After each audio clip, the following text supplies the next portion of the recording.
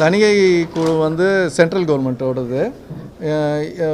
ஒரு 15 நாள் முன்னாடிக்குள்ளே ஒரு சில ரெப்ரசன்டேஷன், ஏன்னா அவங்க வந்து நிறையா சிஸ்டம் மாற்றிட்டே இருக்கிறாங்க. ஸோ நாங்கள் எங்களுடைய சிரமங்களை இப்போ வந்து ஒரு மாதம் முன்னாடி வந்து பேன் இண்டியா படங்கள் எடுக்கிறதுக்கு வந்து ஒரே நேரத்தில் அத்தனை மொழிகள்லையும் சென்சார் பண்ணுற மாதிரி ஒரு சூழ்நிலையை கொண்டு வந்து அதை அறிவிச்சிருக்காங்க.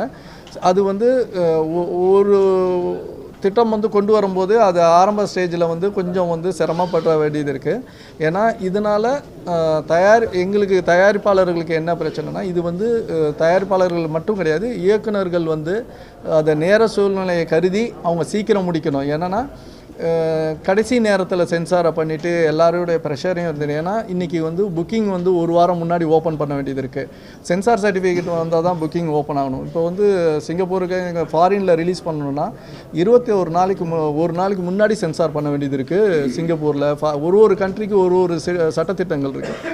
ஸோ தயாரிப்பாளர்கள் வந்து நம்ம வந்து இயக்குநர்கள்ட்டே வந்து அதை வந்து வேகப்படுத்தி கொஞ்சம் முன்னாடி கொடுங்க, இந்த டைம் ஃப்ரேம் வரும். அதை மாதிரி ஒரு சூழ்நிலையில் இப்போ நடந்துகிட்ருக்கு. ஏன்னா சென்சார் போர்டு எடுக்கிற சட்டத்திட்டங்கள் வந்து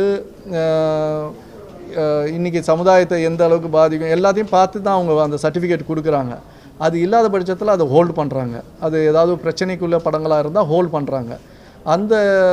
அதை வந்து அது 100% வந்து தயாரிப்பாளருக்கு பெரிய பாதிப்பு இருக்குது.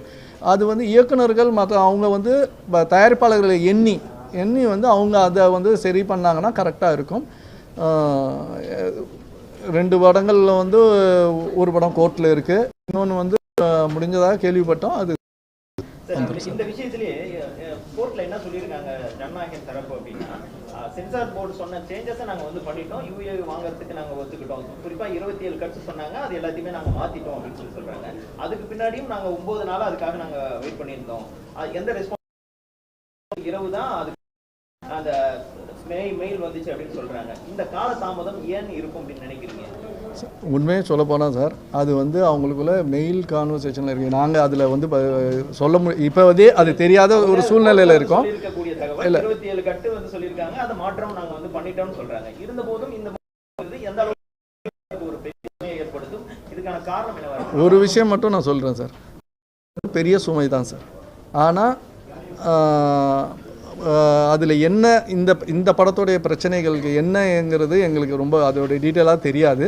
ஏன்னா இவங்க ஒத்துக்கிட்டேன்னு சொல்கிறாங்க, அப்படின்னா அவங்க ஏன் கொடுக்கலங்கிறத அவங்க தான் விளக்கம் கொடுக்கணும். எங்களுக்கு உண்மையாகவே அதை பற்றி தெரியல. சங்கத்தில் வந்து போட்டியிடுறீங்க, தலைவராக இருந்திருக்கீங்க 2 முறை, அதனால அது வந்து கேட்குறேன். ஏன்னா இதெல்லாம் நீங்கள் வந்து ஒரு சங்கமாக ஏன் இனிஷியேட்டிவ் எடுக்கிறீங்களா, அதுக்கான முயற்சிகள் நடந்ததா இல்லை எடுப்பீங்களான்னு? சங்கமாக நாங்கள் வந்து சென்சார் போர்டுக்கு ரெகுலராக சென்சார் போர்டு மட்டும் இல்லை sir, any regulations from the government வந்து நாங்கள் ரெப்ரசன்ட் பண்ணி ஆகணும், ரெப்ரசன்ட் பண்ணுவோம். நாட் ஓன்லி சென்சார், இதுக்கும் டாக்ஸேஷன் இருக்குது, நிறையா டிபார்ட்மெண்ட்ஸ் இருக்குது. அதில் எல்லாத்தையும் ரெப்ரசன்ட் பண்ணுறது தான் சங்கத்துடைய வேலை அந்த இதில். ஆனால் அது இன்டர்னலாக என்னென்ன ஒரு படத்துக்குள்ள பிரச்சனையை வந்து இண்டஸ்ட்ரி பிரச்சனை கிடையாது. நாங்கள் இண்டஸ்ட்ரி பிரச்சனையாக சங்கம் வந்து எல்லாத்தையும் பேசுவோம். ஒரு படத்துக்குள்ள பிரச்சனை ஒரு இண்டிவிஜுவலோட பிரச்சனை, அதை நாங்கள் வந்து ரிக்வெஸ்ட் பண்ணுவோம். ஆனால் நாங்கள் வந்து அதோட சுமை வந்து தயாரிப்பாளருக்கு மட்டும்தான். அது வந்து நாங்கள் வந்து ஆணிதரமாக ஒத்துக்கிறோம். ஏன்னா இதில் பாதிப்புகள் வந்து நான் எடுத்த ஃபுட்டேஜ் போகலைங்கிறது வந்து ஒரு க்ரியேட்டிவ் பார்ட்லேருந்து போயிடுது சார். ஆனால் இன்வெஸ்ட்மெண்ட் பார்ட்லேருந்து ஒரு ப்ரொடியூசருக்கு மிகப்பெரிய பாதிப்பு இருக்குது. நாள் தள்ளுனாவே பாதிப்பு அதிகமாக தான் இருக்குது. ப்ரொடியூசர் தாங்க, ப்ரொடியூசரு.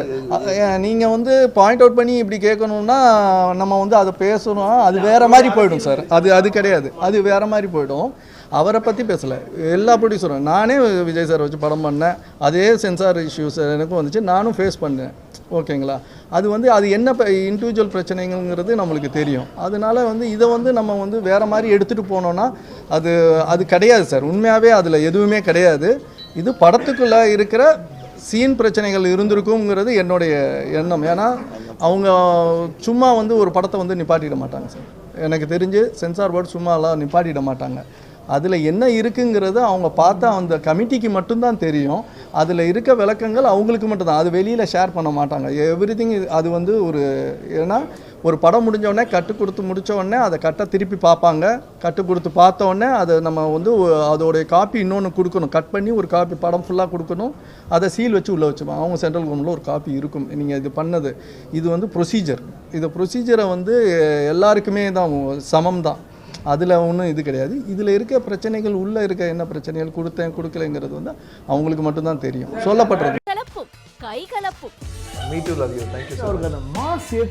போயிட்டே தான் இருக்காரே தவிர பிரேக்கே இல்லாமல் பிரேக்கிங் நியூஸ் சொல்லும் தந்தி டிவி ஆப். இன்ஸ்டா தலைமுறை வரை இறங்கி அடிக்கும் தந்தி டிவியின் டிஜிட்டல் எக்ஸ்க்ளூசிவ். அது தண்ணிக்குள்ள போகும்போது ஹேங் ஆயிடுச்சு. உங்களுக்கு விஜய் சார் எந்த அளவுக்கு ரொம்ப பிடிக்கும்? Of course, Malayalis are huge Vijay sir fans. ரெண்டு பேருமே ரொம்ப பிடிக்கும் எனக்கு. தந்தி டிவி ஆப்பை இலவசமா டவுன்லோட் செய்யுங்க. ஃபாலோ பண்ணுங்க, சப்ஸ்கிரைப் பண்ணுங்க, என்ஜாய் பண்ணுங்க.